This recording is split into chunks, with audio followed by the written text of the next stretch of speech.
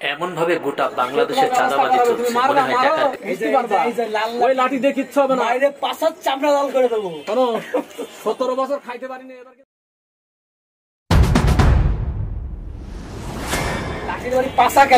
লাঠি কাজ হবে না, আমরা মেশিন নিয়ে ঘুরি, কাজ হবে না। 5,000 করে টাকা দেবো রেলবাজার দোকানদারি করতে গেলি, মনে রেখো।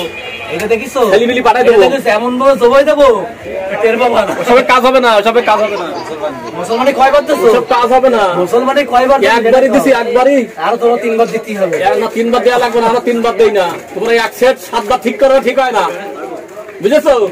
ঠিক করে সুইচ গুলো লাগানো আবার আসতে, এই জন্য ফাও কাজ করতে আসে, তাকে ফাও মতন কাজ করে। ফাও টাকা দিছি না, 500 টাকা দিছি এক খোঁচায়, এক খোঁচায় 500 টাকা দিছি। ডিসপ্লে একবার চলতে 1.5 বছর হয়ে গেছে, নষ্ট এখন।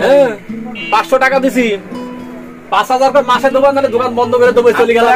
বলে গেলাম তোমার হাজিরি দিয়ে গেলাম, শুধুই যাবে দুই বাপ, দুই বাপ।